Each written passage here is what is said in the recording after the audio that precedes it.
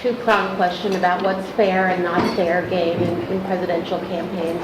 So the first is you tried to head us all off at the past on gotcha questions. You know, we can go back and look at it. But you just went back and looked at the Attorney General's interchange with Lamar Smith as, you know, and that's a fair gotcha moment.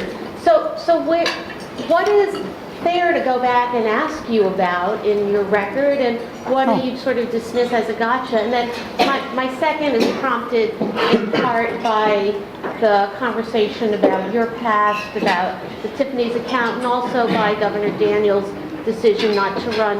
What do you think is fair and not fair in terms of personal life? And to toss a Dave Cook softball, has this gone too far? Look, first of all, if you looked at the front page of the New York Times yesterday, which devoted, I believe, 1/4 of the front page to Lindsay Lohan above the fold, it should tell you all you need to know about the current state of where we are. Okay, we're in a society in which gossip replaces serious policy, and then everybody wrings their hand about how hard it is to have a serious conversation.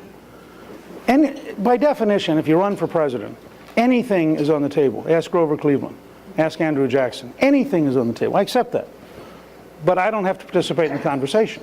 I can focus on what I think the American people need to worry about, and what, by the way, the American people tell me. That doesn't mean you can't write anything you want to, but it does mean I'm going to focus on a very large conversation about very large-scale change and what it's going to take to make America successful again.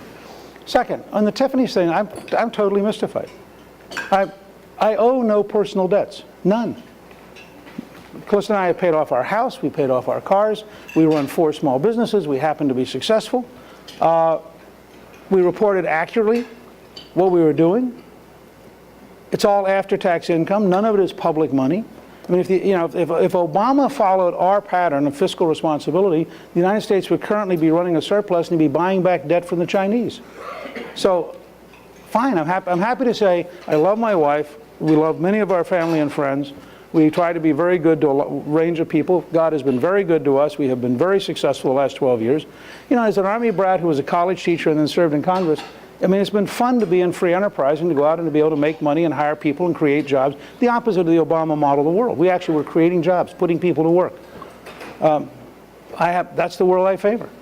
But on the gotcha front? You may ask anything. I'll tell you what I mean by the gotcha front. And I don't blame David Gregory, but I've decided I'm going to be much more relentless in reframing things.